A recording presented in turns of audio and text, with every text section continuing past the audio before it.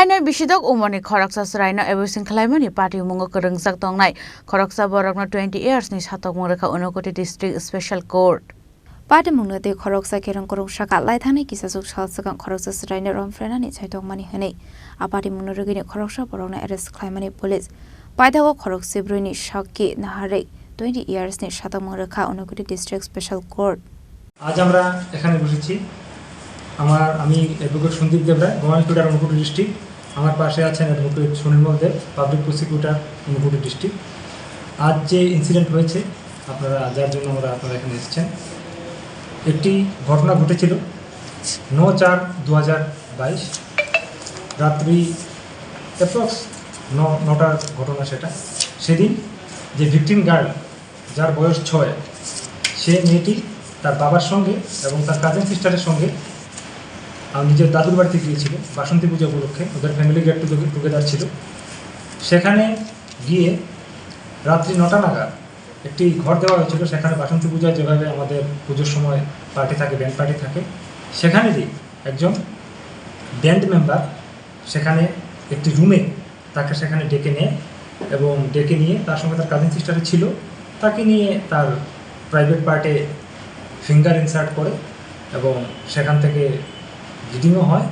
এবং এগুলো দেখে এবং মেয়েটির চিৎকার দেখে ওর যে কাজিন সিস্টার ছিল সে সঙ্গে সঙ্গে চিৎকার করে এবং সে আন্টি করে চিৎকার করে যখন ওখান থেকে রিলেটিভ আসার পর ও তাকে ছেড়ে পালিয়ে যায় সেই সময়ই সেখানে যে পুজোর লোকজন ছিল আত্মীয়স্বজন ছিল তাকে তৎক্ষণাৎ তাকে এখানে পাকড়াও করে এবং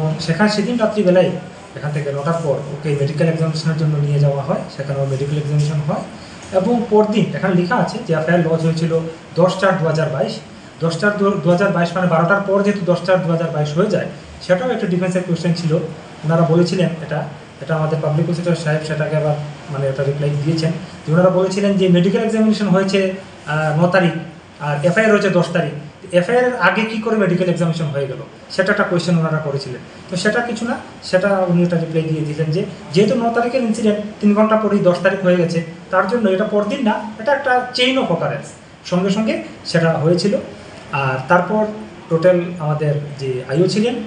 বিভাস চন্দ্রনাথ উনি উইদিন টাইম খুব স্পিডি রিকভারি করেছেন সব কিছু এবং করে 14 জন উইটনেস এখানে এই মামলায় সাক্ষ্য প্রদান করেন এবং সবাই এই যে আমাদের ভিকটিম গার্লের যে এজ ছিল 376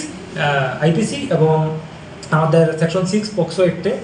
মামলাটি গ্রহণ করেছিলেন কিন্তু যেহেতু 376 A-B-তে এখানে শাস্তি হয়েছে কারণ যেহেতু বিলো 12 ইয়ার্স তাই 376 A-B হয়েছে এবং তারপর 14 জন সাক্ষী প্রদান করে এবং সাক্ষী প্রদান কর যে একুইস্ট যার নাম সমর শব্দকর তা বয়স যার 31 ব্যান্ড মেম্বার তাকে আমরা প্রথম কয়েকটি প্রমাণ হয়েছিল 14 জন সাক্ষী দেওয়ার পর ও ইম্পর্টেন্ট কিনা সেটা মেডিকেল হয়েছে দেখা গেছে যে আমাদের সেক্সুয়াল অ্যাক্টিভিটিসে সে সক্ষম ও পোটেন্ট সেটা ধরা পড়েছে এই যে উনার 6 সেটা প্রমাণ হয়েছে এবং তার জন্য মেডিকেল সার্টিফিকেট প্রসিকিউশন সাইড থেকে মেডিকেল সার্টিফিকেট কোর্টে জমা করা হয়েছে এবং সবথেকে বড় কথা হলো যে ভিকটিম গার্ড সে যে স্টেটমেন্ট দিয়েছিল সেটাকে she didn't hesitate two examine everything এবং সব কিছু করেছে এবং সব কিছু কোর্টকেও আমাদের সাক্ষ্য প্রদানতে সহায়তা করেছে এবং ডাক্তারের আমার যে মেডিকেল রিপোর্ট এবং আমাদের যে সাক্ষ্য প্রদান করেছে এবং পোস্ট স্টেটমেন্ট